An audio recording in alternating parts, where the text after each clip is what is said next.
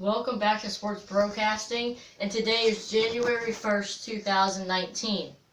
Today is also, in my opinion, this is bigger than New Year's Day, the VRBO Citrus Bowl. It's Penn State's bowl game. It's a pretty good bowl game. It's not a New Year's Six bowl, but it's pretty high up there. It's historic. There's lots of tradition with it. So Penn State, Kentucky face off today in Orlando, Florida, for this year's Citrus Bowl. It's 1 o'clock on ABC. Big Ten SEC. Well, I'm just gonna start off. Penn State have a good season, but both teams, according to the rankings, 14 Kentucky, 12 Penn State, are better than the Sugar Bowl. Even though Georgia is ahead, they're the 5th seed. Well, the Sugar Bowl is... The Sugar Bowl, I know it's a Big 12 bid, but Texas, ranked 15, is worse than Kentucky, Washington State, who already won the Alamo Bowl, and Penn State. But that's not what we're here to talk about. This is the Citrus Bowl. Penn State, Kentucky. Kentucky is 9-3 from the SEC. SEC, in my opinion, is the toughest conference. Alabama, Florida, Georgia, LSU, other teams like that. And Penn State is also 9-3. As you remember, Penn State, their first loss came at the hands of Ohio State in Happy Valley. They barely lost. They had them right there. They were up by 12 in the fourth quarter, but let the lead go. So, and then Penn State did end up losing to Michigan State the next week. They got upset by them at home, and then got blown out by Michigan, who ended up getting blown out by Ohio State and Florida to end their season. But we can still come into this ranked 12. Kentucky's, they score about 27 points per game. They're led by Benny Snell Jr. He is one of the best running backs in the country, and he's really led this Wildcat offense into the Citrus Bowl. It's at Camping World Stadium in Orlando, like I said earlier. And the quarterback for Kentucky is a dual threat. That means he can pass and run. He can scramble. He just like Trace McSoreley. He's not as accurate as Trace McSoreley, and I don't think he has enough, doesn't have as much moxie, but I think McSorley will have a good match against Wilson, their quarterback.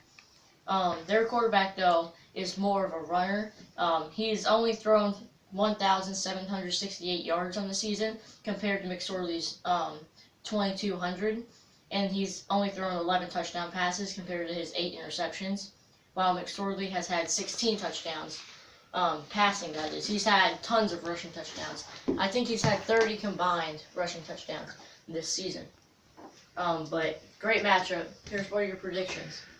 Well, I just knew that I was going with 21 for Kentucky, but then he said 27 and all those other stats for the players. I'm going to rate it up just a notch to 24.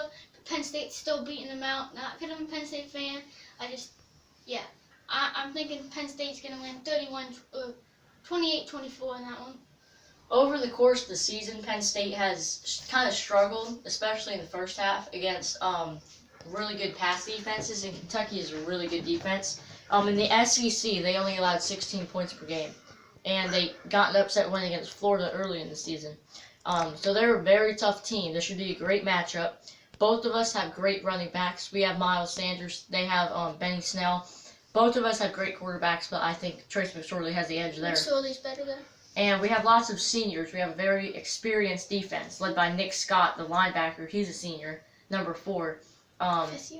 Fifth-year senior. He was there when we won the Big Ten championship.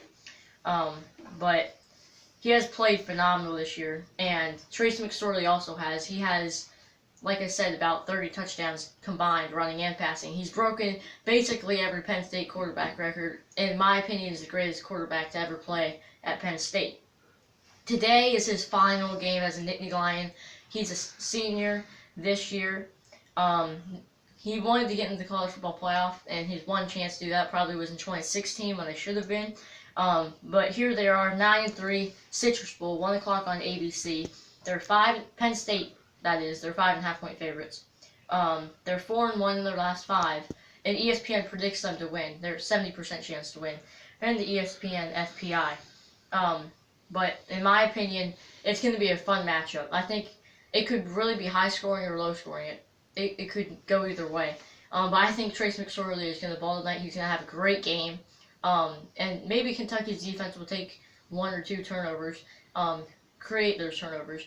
So I expect Penn State to get in the 30s, maybe low to mid 30s in their scoring on offense. And Kentucky, I think they'll score quite a bit. I think they'll get maybe in the upper 20s. So my final score, Penn State 34, Kentucky 28. It should be a great game. I'm excited. Trace McSoreley's final game is Nittany Lion. We are Penn State. We are.